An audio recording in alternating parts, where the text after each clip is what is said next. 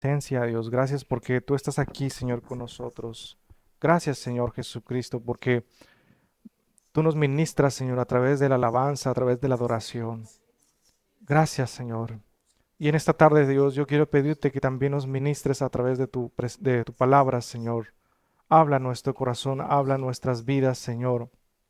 Te pido, Señor Jesús, que tú reanimes nuestro corazón, Señor, que tú reanimes nuestro espíritu, Señor, para seguir adelante, Padre. Que el enemigo, Señor, si nos ha tumbado, nos ha derribado en algún área de nuestra vida, Señor, que podamos levantarnos y tomar fuerzas nuevas, Señor, para continuar en el camino de la fe, Señor. No menguar, Señor, no permitir que el enemigo nos derribe, Señor, sino al contrario, Padre, ayúdanos a sacar fuerzas de la debilidad para poder, Señor, seguir luchando, Padre, en este camino, Señor. Padre Espíritu Santo, yo pongo en tus manos este mensaje, Señor, y yo te ruego, Padre, que tú ministres nuestro corazón, Señor. Llénanos de tu palabra, Señor. Infúndanos ánimo y aliento, Dios, a nuestra vida para poder, Señor Jesús, superar las pruebas. Te lo pido en el nombre de Cristo Jesús. Te damos gracias, Señor. Amén. ¿Pueden tomar sus asientos, hermanos? Yo quiero que me acompañe a primera de Samuel, capítulo 30.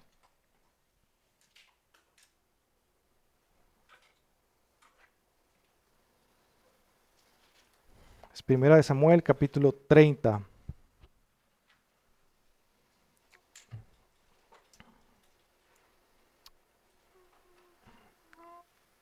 Si lo tienen ahí, me dicen amén.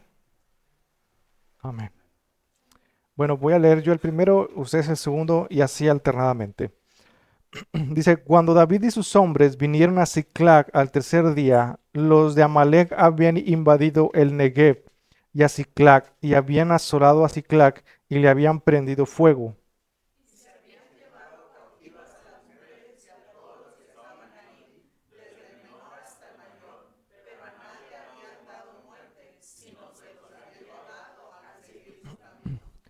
Vino pues David con los suyos a la ciudad, y he aquí que estaba quemada, y sus mujeres y sus hijos e hijas habían sido llevados cautivos.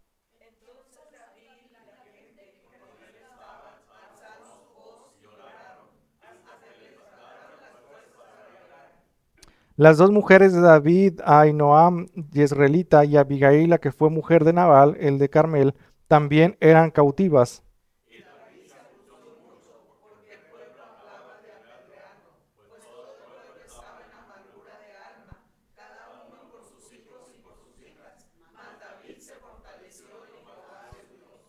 Y dijo David al sacerdote Abiatar, hijo de Ahimelech, yo te ruego que me acerques el ephod.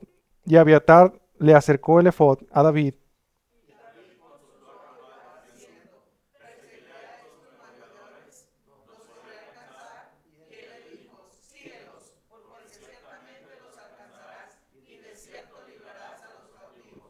Partió pues David, él y 600 hombres con él, que con él estaban, y llegaron hasta el torrente de Besor, donde se quedaron algunos.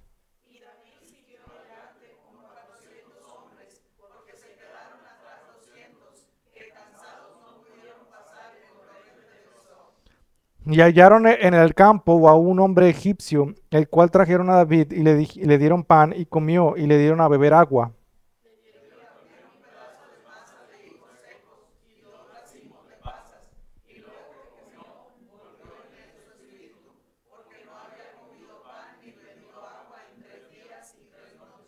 Y le dijo David, ¿de quién eres tú y de dónde eres? Y respondió el joven egipcio, yo soy siervo de una malecita, y me dejó mi amo hoy hace 3 días porque estaba yo enfermo.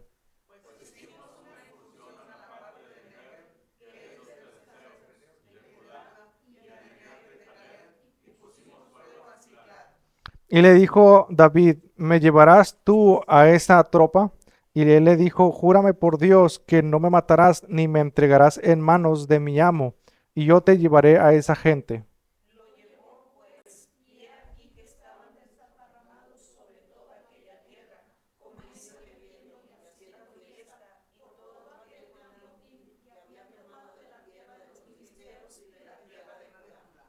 Y los hirió David desde aquella mañana hasta la tarde del día siguiente, y no escapó de ellos ninguno, sino 400 jóvenes que montaron sobre los camellos y huyeron.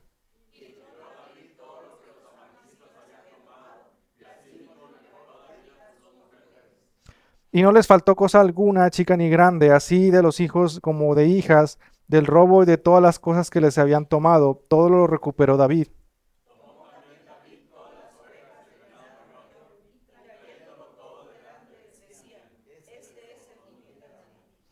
Y vino David a los 200 hombres que habían quedado cansados y no habían podido seguir a David, a los cuales habían hecho quedar en el torrente de Besor, y ellos salieron a recibir a David y al pueblo que con él estaban. Y cuando David llegó a la gente, le saludó con paz.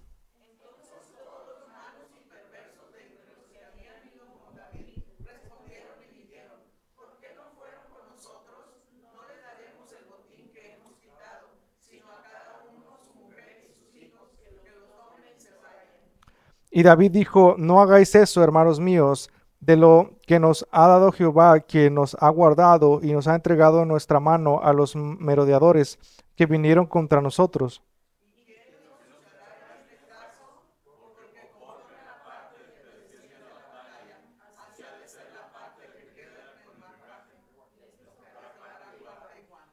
Desde aquel día en adelante fue esto por ley y ordenanza en Israel hasta hoy.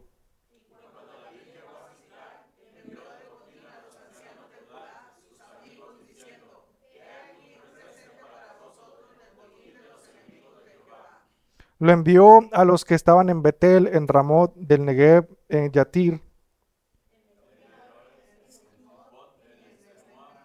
en Racal, en la ciudad de Jerameel, en las ciudades del Ceneo, ¿no?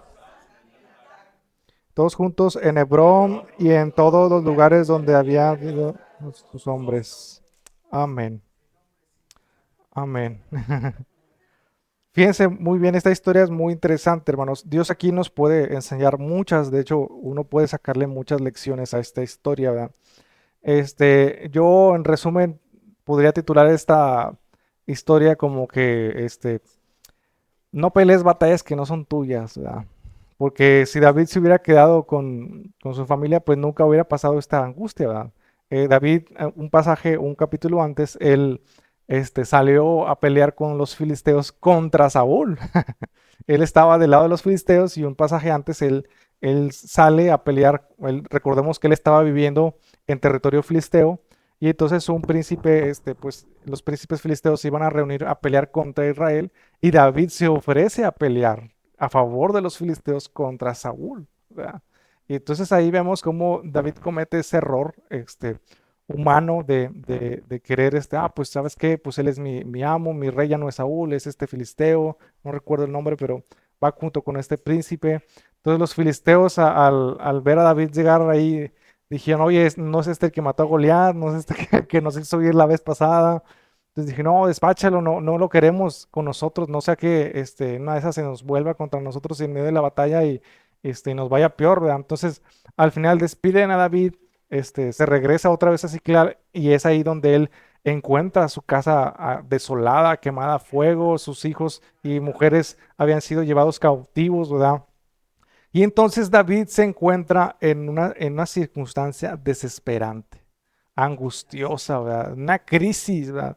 Literalmente él se quedó sin nada y es más, estaba a punto de ser apedreado por sus mismos hombres, ¿verdad? Porque sus mismos hombres le acusaban de que si no hubieras sido, no te hubieras ofrecido a pelear a favor de los filisteos, esto no hubiera pasado.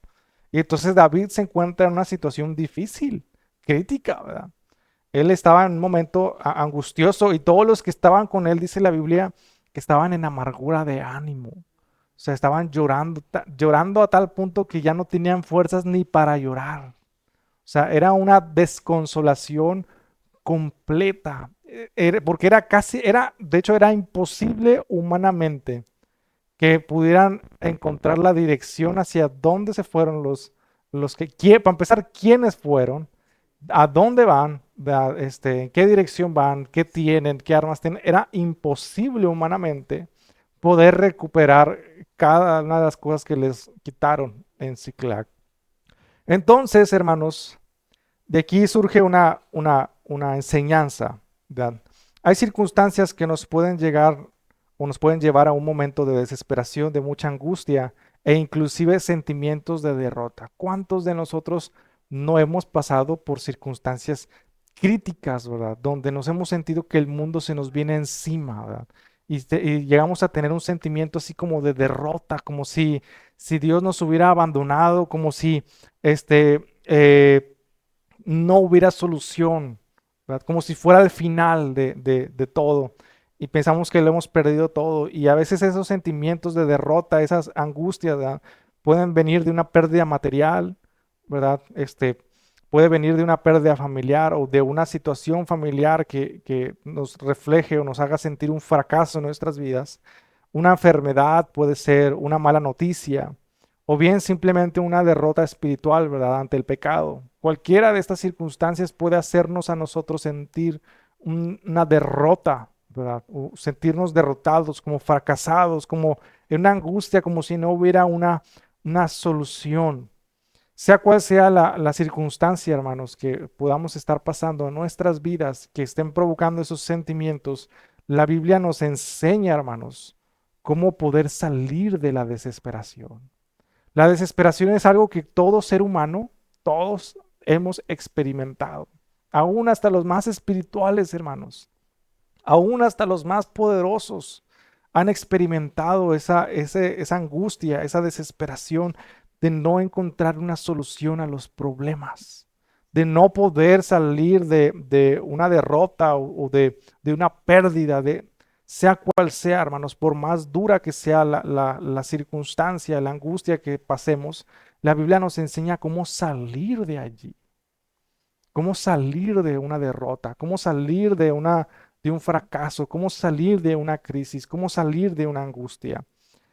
Y dice la palabra de Dios que cuando David ve a todo el mundo llorando, ¿verdad? Y yo quiero suponer que él también estaba angustiado porque se habían llevado a sus esposas y a sus hijos y estaba a punto de ser apedreado por sus propios amigos. Él, dice el texto, que se fortaleció en Jehová. ¿Cómo se fortaleció en Jehová?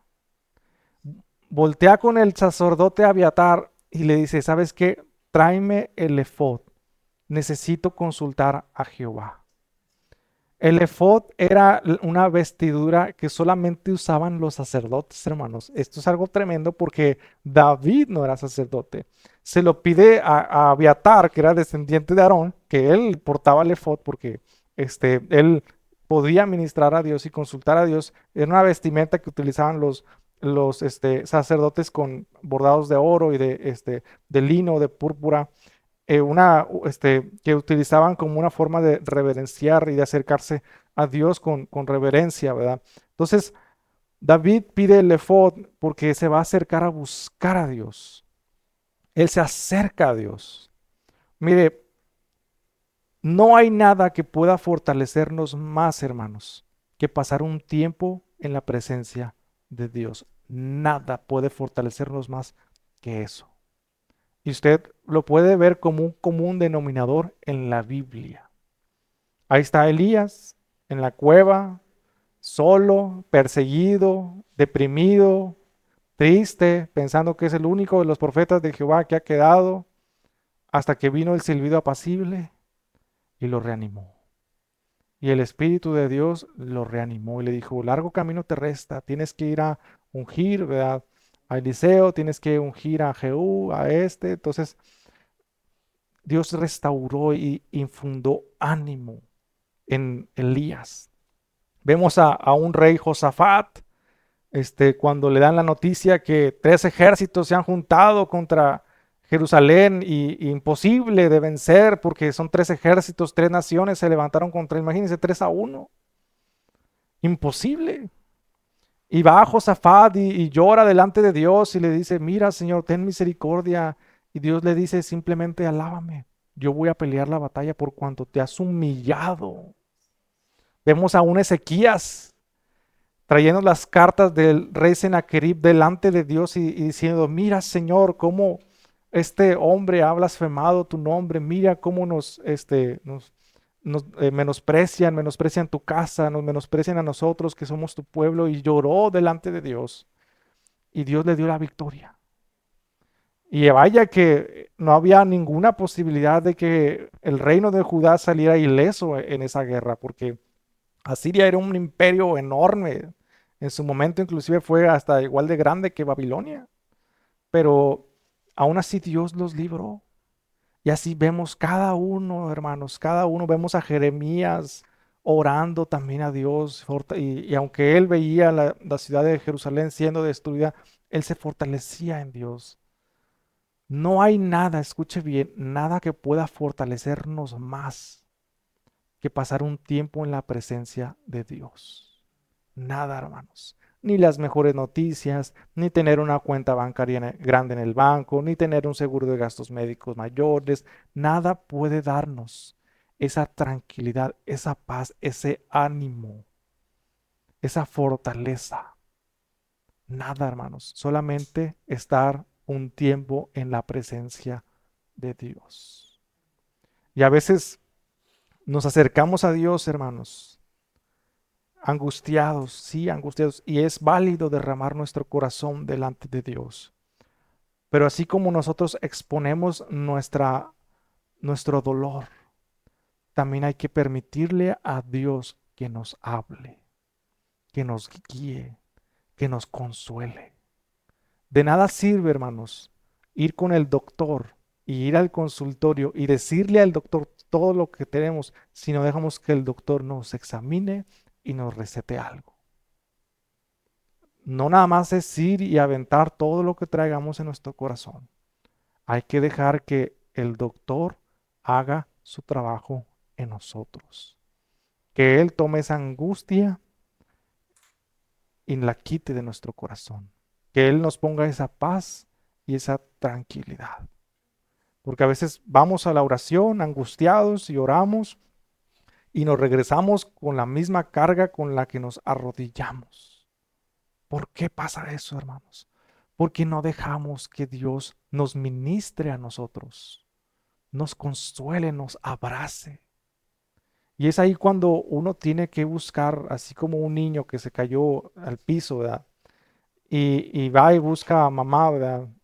Mamá, me caí, me caí. ¿Y qué hace la mamá? Abraza al niño. ¿Quita el dolor? Pues no, pero tal vez no soluciona el problema, ¿verdad? Pero cuando mamá abraza al niño, el niño se consuela y se siente fuerte porque sabe que aunque hay un problema, sabe que mamá está con él. Y así somos nosotros, hermanos. Pasamos por circunstancias difíciles, fracasos, derrotas, angustias, ¿verdad? Y a veces necesitamos sentir ese abrazo de parte de Dios, que Dios nos diga, tranquilo, estoy contigo. O sea, tranquilo, yo estoy de tu lado. Tranquilo, yo tengo todo bajo control. Y a veces las noticias son muy aparatosas, pero cuando uno va y busca a Dios y permitimos que Dios nos consuele y nos abrace y nos haga sentir que estamos con nosotros, que Él está con nosotros, nos da una paz, hermanos. Como si Dios nos dijera, tranquilo, todo está en mis manos. Yo tengo todo bajo control, tranquilo. No pasa nada, tranquila, no pasa nada. Yo estoy al frente, yo estoy al mando. Nada sale de mi plan perfecto para ti. Y ahí el detalle, hermanos, es que como no estamos acostumbrados a hacer esto y no estamos acostumbrados a pasar tiempo en la presencia de Dios, dudamos de que Dios esté con nosotros. Pero entre más tiempo pasemos en la presencia de Dios, mayor va a ser nuestra seguridad de que Dios está con nosotros. Decía Elías, vive Jehová en cuya presencia estoy. ¿Cómo sabía Elías que ese silbido apacible era la presencia de Dios? Porque él ya había estado muchas veces en la presencia de Dios. Se había fortalecido muchas veces. ¿Cómo es que Jeremías se animó a comprar la heredad de su primo sabiendo que Jerusalén iba a ser conquistada? Porque confiaba y sabía quién era su Dios, quién era Jehová. ¿Sabes qué, Señor? Yo te conozco, yo sé quién eres, yo he estado mucho tiempo contigo y si tú me dices que compre eso, lo voy a hacer. Y de aquí viene el segundo punto, hermanos. David consultó a Jehová. Porque a veces vamos y nos desahogamos a Dios y no le dejamos a que Dios nos guíe en ese asunto. Queremos que Dios haga lo que nosotros queremos en vez de permitirle a Dios que nos diga lo que Él quiere hacer a través de esta circunstancia. Jeremías le rogó muchas veces a Dios que no destruyera Jerusalén, pero Dios le dijo, es necesario para que luego los hijos de Israel vuelvan a mí. Y entonces Jeremías dijo, bueno, está bien, ¿verdad? Y voy a comprar la heredad porque yo voy a confiar en tu palabra de que aunque Jerusalén va a ser conquistada, vamos a volver a esta tierra y nos vamos a volver de todo corazón a ti como tú lo estás diciendo. Tenemos que buscar la dirección de Dios. No nada más es aventar ahí nuestras preocupaciones en la oración, no, sino decirle, Señor, traigo todo esto, pero dime, Señor, ahora, ¿qué hago yo? ¿Cuál es tu voluntad? ¿Qué piensas tú o qué estás haciendo mediante esta situación? Y dice la Biblia aquí que David consultó a Jehová y le dijo, Señor, perseguiré a mis enemigos. Él no actuó por sí solo y dijo, voy a ir, órale, ¿verdad? No, primero consultó a Jehová. Y eso significaba que si David recibía un no, él estaba dispuesto a no hacerlo y asumir la pérdida como parte de la elección de Dios por querer pelear contra su propio rey, que era Saúl, contra su propio pueblo, el pueblo de Dios. Entonces, David asume y hace a un lado lo que él quiere, hace a un lado lo que él quisiera y dice, Señor, yo quiero perseguirlos, pero dime tú, ¿tú quieres esto? ¿Me los entregarás en mis manos? Y es ahí donde muchas veces patinamos, porque no queremos hacer a un lado nuestra voluntad y queremos que Dios haga las cosas como nosotros queremos en lugar de disponer nuestro corazón para que Él haga las cosas como Él quiere en nosotros.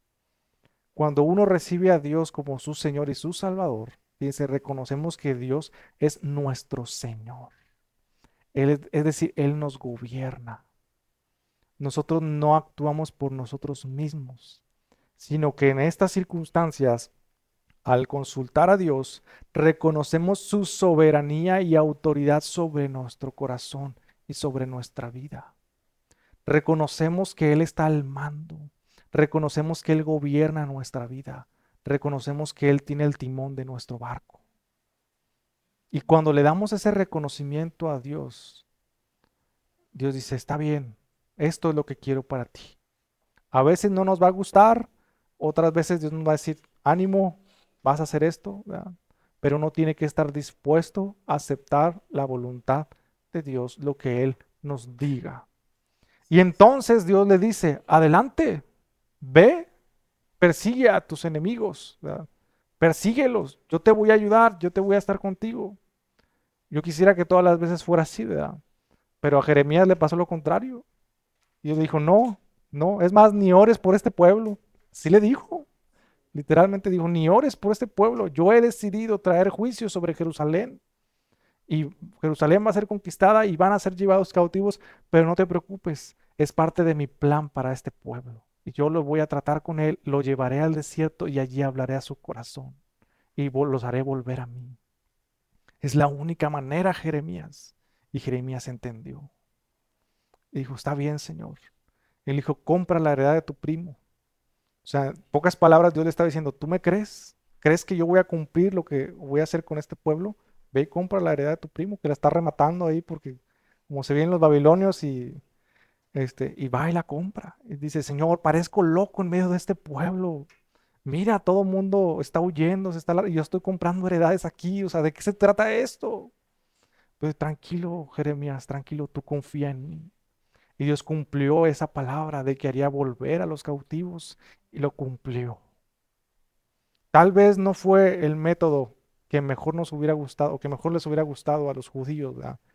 Pero pregúntenme si después de que Jerusalén vuelve después de que los judíos vuelven a Jerusalén, pregúntenme si volvieron a tener problemas con el pecado de idolatría.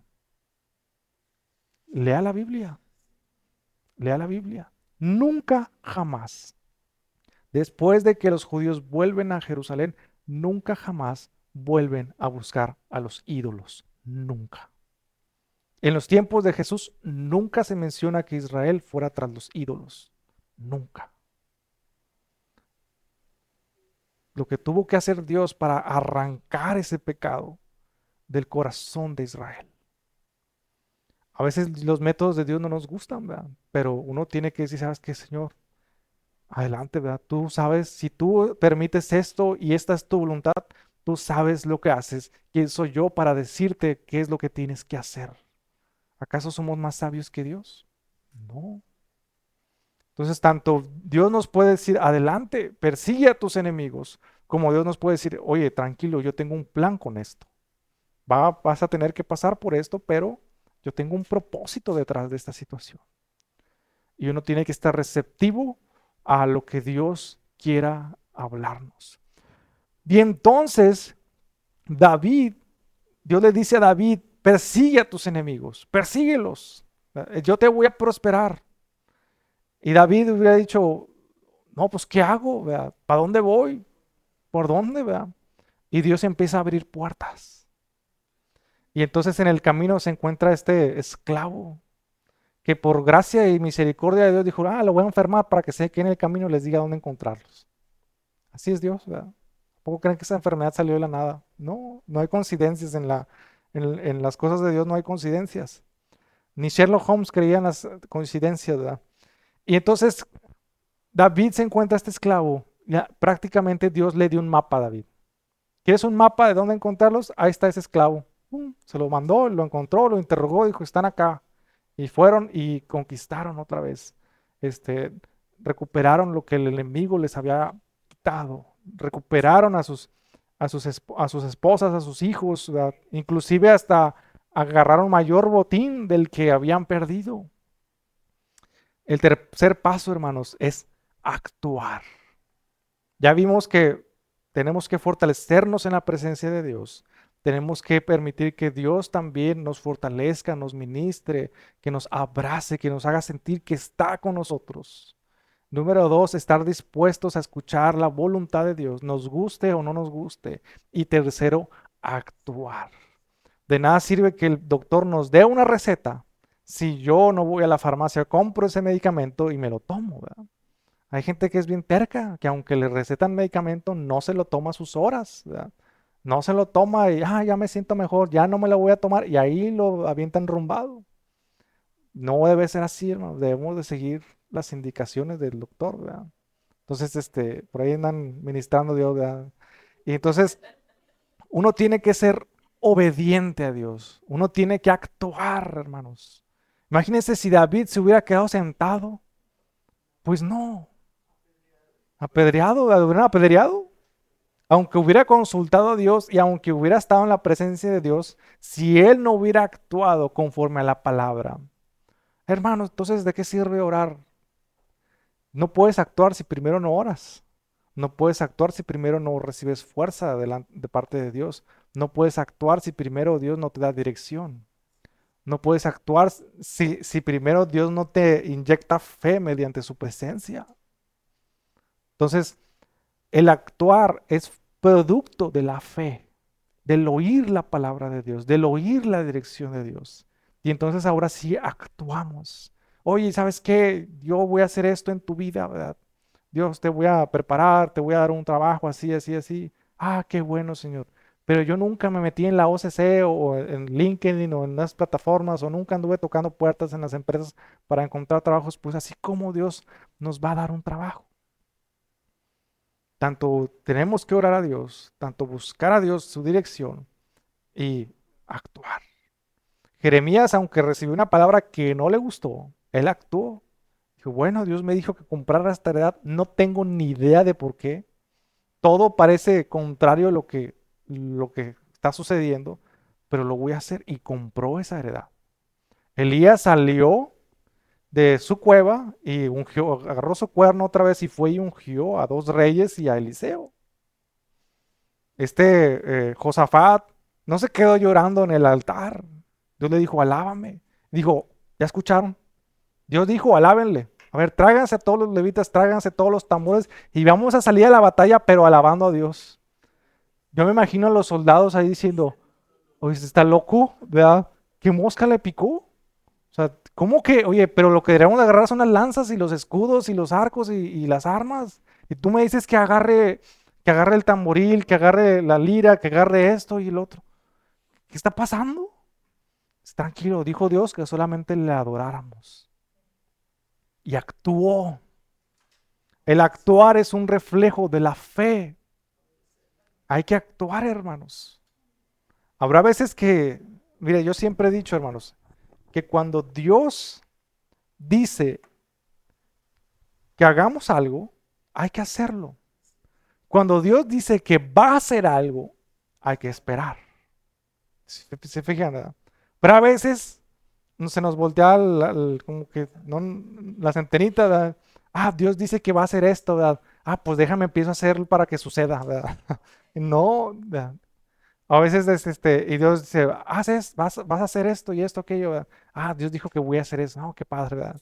Y voy a esperar, voy a esperar a que venga un ángel y me ayude, ¿verdad? No, hermanos, hay que actuar. Cuando Dios dice que actuemos, actuamos. Cuando Dios dice que Él va a hacer algo, hay que esperar a que Él haga lo que Él va a hacer. Amén. Entonces, este, Dios les dijo a ellos, actúen, hagan esto. ¿Verdad? Persíguelos, David, sal a perseguirlos. Josafat, tú adórame. Elías, levántate y ve y unge a estos reyes, actúa. ¿Verdad? Pero para llegar a ese punto tenemos que meternos en la presencia de Dios, fortalecernos en la oración y recibir una palabra de parte de Dios que nos guíe y nos diga cuál es su voluntad en el asunto. Y es de esta manera, hermanos, como podemos salir de esas angustias, de esa desesperación. ¿Cómo es posible que Jeremías tuviera paz viendo a Jerusalén siendo conquistada? Y yo digo, Dios mío, no entiendo. Pero Jeremías, él, aunque veía con sus ojos naturales la destrucción de su ciudad, él veía también con los ojos espirituales la reconstrucción de Jerusalén que vendrían decenas, décadas de años después. Hay veces que no vamos a ver materializado las cosas tal como nosotros queremos, pero hay que confiar en que Dios va a cumplir lo que Él dijo. Muchos profetas, hermanos, no vieron muchas de las profecías que Dios les dijo. De hecho, cuando Jesús habla con los discípulos, dijo, muchos profetas desearon ver este día. Isaías soñó con este día, Jeremías, Oseas, ¿verdad? Todos ellos desearían haber visto este día en que la promesa del Mesías se cumpliría en Israel. Y sin embargo ellos continuaron creyéndole a Dios. Creámosle a Dios, hermanos. Si Él nos pide actuar, actuemos. Si Él nos dice que Él va a hacer algo, esperemos y confiemos en que Dios va a hacer algo, hermanos. Póngase de pie, vamos a hacer una oración, hermanos, para terminar este tiempo.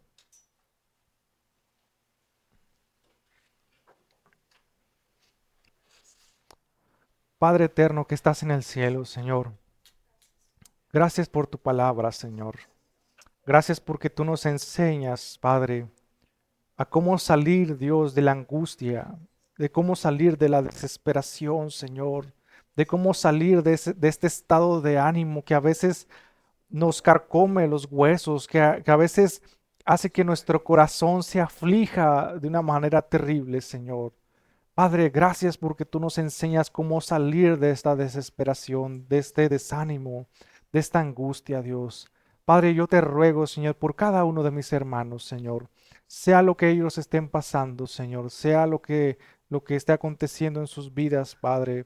Si tal vez es algún asunto financiero, Señor, si tal vez es alguna enfermedad, Padre, si tal vez es alguna situación familiar, Padre, que haya en sus vidas, Señor, cualquier tribulación o angustia que ellos estén pasando, Señor, inclusive si es alguna derrota, Señor, por el pecado en sus vidas, yo te pido, Señor, que acudan a tu presencia, Señor. Yo te pido que tu Espíritu Santo, Señor, les abrace en esta hora, Señor. Abraza, Señor, a mis hermanos.